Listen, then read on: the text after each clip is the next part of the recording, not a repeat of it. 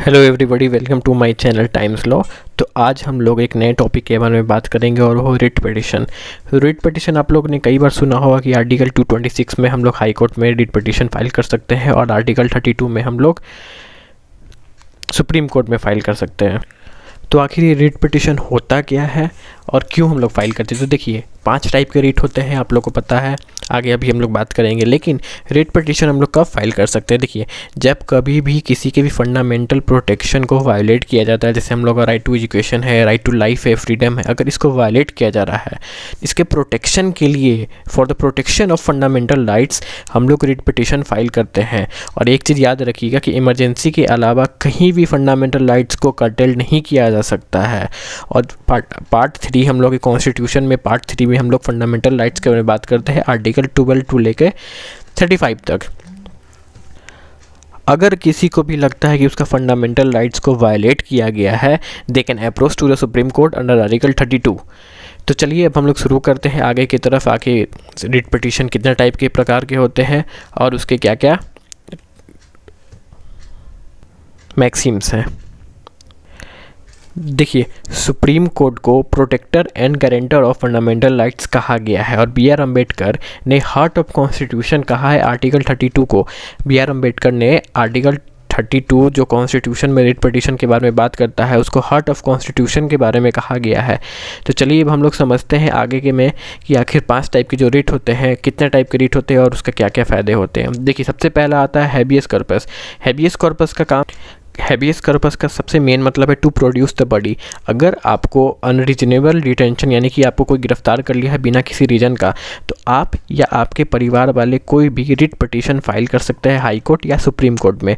एक चीज़ हमेशा याद रखिएगा, आप लोग को आप डायरेक्ट सुप्रीम कोर्ट में फ़ाइल कर सकते हैं, लेकिन आपको वहाँ पर बताना पड़ेगा कि आपने हाई कोर्ट में क्यों नहीं फाइल करके सुप्रीम कोर्ट में आपने क्यों फाइल किया है।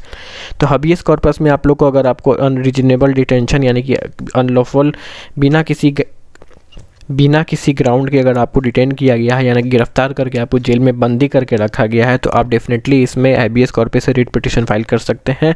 हैबियस कॉर्पस का यही मतलब है to produce the body, unreasonable detention. तो इसका एक केस भी आया था Rudul Shah versus state of Bihar में।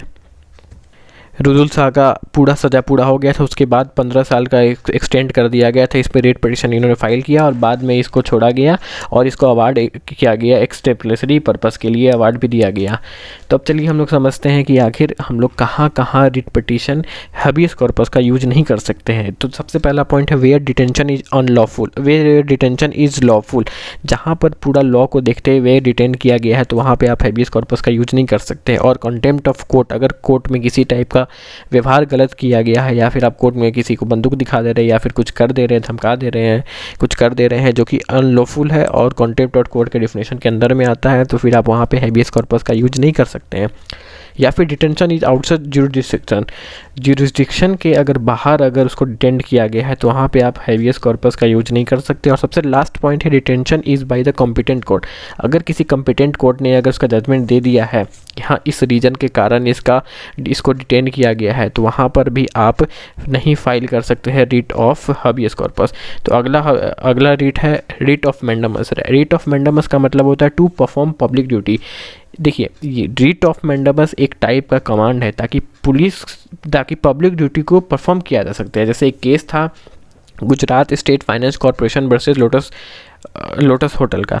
तो इसमें एक एग्रीमेंट दोनों के बीच में, गुजरात स्टेट फाइनेंस कॉरपोरेशन और लोटस होटल के बीच में एक एग्रीमेंट हुआ था। और ये एग्रीमेंट हुआ था कि GSFC यानी कि गुजरात स्टेट फाइनेंस कॉरपोरेशन जो है वो आपको, यानी कि लोटस होटल को, जब लोटस होटल का प्रोग्राम कंस्ट्रक्शन का काम शुरू होगा, बनने का काम शुरू होगा, तो इसको फ़ंड रिलीज करने का काम गुजरात स्टेट फाइनेंस कॉरपोरेशन करेगी। इन लोग के बीच में ऐसा एग्रीमेंट हुआ था। लेकिन जब इन्होंने लोटस होटल ने डिमांड किया, तब वहाँ से GSFC ने यानी कि गुजरात स्टेट फाइनेंस कॉरपोरेशन इसे मना कर दिया। तो बाद में ये केस गया रिट पिटिशन में, इसने फाइल किया लोटस होटल ने। बाद में इसका जजमेंट यही आया कि आपको पब्लिक ड्यूटी के लिए आपको परफॉर्म करना है। और बाद में इसको फ़ंड रिलीज कराया गया क्योंकि एग्रीमेंट हुआ था और ये पब्लिक ड्यूटी के लिए किया गया था। और तीसरा रिट हम लोग का आ जाता है, तीसरा रिट आता है रिट ऑफ सर्शियोररी। तो देखिए, रीट ऑफ सर्जरी का मतलब होता है गलती को क्योर करना, यानी कि सबसे पहले हम लोग समझते हैं कि if judgment is illegal then question, अगर कोई भी लोअर कोर्ट अगर कोई इलीगल जजमेंट दे देता है, इसका बेसिक से मतलब हम लोग ये समझते हैं रीट ऑफ सर्जरी का, टू बी सर्टिफाइड, यानी कि सुप्रीम कोर्ट और हाई कोर्ट के पास ये पावर है कि अगर वो लोअर कोर्ट के जजमेंट को रिव्यू कर सके। रिव्यू तब किया जाता है जब उसको लगता है कि अगर ये इलीगल जजमेंट दिया गया है या फिर कॉम्पिटेंट नहीं है, तब किया जाता है। अगर सुप्रीम कोर्ट या हाई कोर्ट को लगता है कि if judgement is illegal then that judgement will be questioned मतलब उसको ख़त्म कर दिया जाएगा उसे बता करके। तो ये हमेशा रीट ऑफ सर्जरी हम लोग जजमेंट के बाद यूज करते हैं, जब जजमेंट आ गई रहती है लोअर कोर्ट की तब हम लोग यूज करते हैं। इसका एक केस था AK Kraipak versus Union of India में, इसमें भी यही हुआ था, क्वेश्चन कर दिया गया था जजमेंट को। और सबसे अंतिम यानी कि प्रोहिबिशन, इसके बाद रीट ऑफ सर्जरी के बाद हम लोग पढ़ते हैं प्रोहिबिशन के बारे में। तो अगला हम लोग का रीट है रीट ऑफ प्रोहिबिशन। देखिए प्रोहिबिशन का मतलब क्या होता है, प्रोहिबिशन का मतलब टू प्रोहिबिट, रोकना, टू स्टॉप, टू फॉरबिड।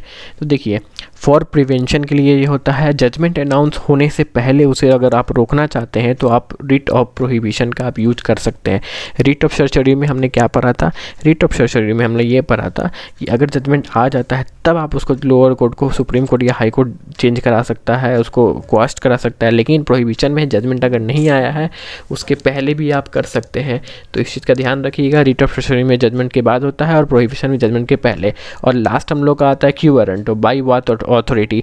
आप लोग कई बार देखते होंगे कि किस अथॉरिटी से पब्लिक ऑफिसर को रखा गया है, ये कुछ पूछ सकता है। कोई भी कोर्ट अगर पूछती है पब्लिक ऑफिसर को कि by what authority you have acquired the office, आपने ऑफिस में किस अथॉरिटी के कारण आप आए हैं, तो अगर वो बता देता है पूरा डिटेल्स में कि हाँ इस कारण से आए हैं, ये जैसे हम लोग कॉलेज में एडमिशन लेते हैं तो ऑब्वियस सी बात है कि हम लोग एग्जामिनेशन क्लियर करते हैं उसके बाद आते हैं, तब हमसे पूछता है कि आपका एडमिशन कैसे हुआ, तब ना हम लोग कहते हैं कि हम लोग का एडमिशन इस कारण से हुआ क्योंकि हम लोग ने एग्जामिनेशन क्वालिफाई किया है। उसी तरह क्यू वारंट में पब्लिक अथॉरिटी से, पब्लिक ऑफिसर से कोर्ट पूछती है कि आप किस अथॉरिटी से, by what authority you have acquired the office, आप इस ऑफिस में क्यों है। अगर उसका डिफेक्टिव पाया जाता है तो उसको ऑफिस छोड़ना पड़ जाता है। तो इस बात को आप लोग बिल्कुल समझिएगा कि रीट पिटीशन अब आप लोग समझ गए होंगे। और अगर वीडियो पसंद आई तो डेफिनेटली लाइक, कमेंट और शेयर करके, अगर कुछ पूछना है तो डेफिनेटली कमेंट करके पूछिए, शेयर कीजिए वीडियो को चैनल को सब्सक्राइब जरूर कीजिएगा और बेल बटन ज़रूर दबिएगा। तब तक जुड़े रहिए टाइम्स लॉ से।